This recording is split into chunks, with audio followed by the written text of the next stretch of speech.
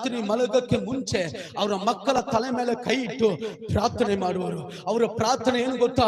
ಸ್ವಾಮಿ, ನನ್ನ ಮಕ್ಕಳು ನಿನಗಾಗಿ ಬದುಕಬೇಕು, ನಿನಗಾಗಿ ದುಡಿಯಬೇಕು, ನಿನ್ನ ರಾಜ್ಯಕ್ಕಾಗಿ ನೀತಿಗಾಗಿ ಬದುಕಬೇಕು. ಅವರು ಪ್ರಾರ್ಥನೆ ಮಾಡೋಷ್ಟರಲ್ಲಿ ಬೆಳಿಗ್ಗೆ ಆಗ್ಬಿಡೋದಂತೆ. ಪ್ರತಿ ರಾತ್ರಿ ಕೂಡ ಮಕ್ಕಳಿಗಾಗಿ ಪ್ರಾರ್ಥಿಸುವಂತ ಒಂದು ಸಹೋದರಿ. ಒಂದು ದಿನ ಅಂತ ಬಂತು, ಪ್ರಿಯ ದೇವ ಮಕ್ಕಳೇ, ಪೋಷಕರಿದ್ದೀರಾ, ನಾವು ತಟ್ಟುವಂತ ಬಾಗಿಲು ನಮಗೆ ತೆರೀತದೋ ಇಲ್ಲವೋ? ನಮ್ಮ ಮಕ್ಕಳಿಗೆ ತೆರೆಯುತ್ತದೆ. ಹಾಲೆಲೂಯ. ಯಾವುದಲ್ಲ ನಾವು ಕಾಣದೇ ಇದ್ದೀವೋ, ಯಾವುದಲ್ಲ ನಡೆಯದೇ ಇದೆಯೋ, ಯಾವುದಲ್ಲ ದೇವರು ನಮಗೆ ಮಾಡದೇ ಇದ್ದಾನೋ, ಅದೆಲ್ಲ ನಮ್ಮ ಮಕ್ಕಳು ಕಾಣುವಂತೆ ನನ್ನ ದೇವರು ತೆರೆಯುವವನಾಗಿದ್ದಾನೆ. ನನ್ನ ದೇವರು ತೆರೆಯುವವನಾಗಿದ್ದಾನೆ.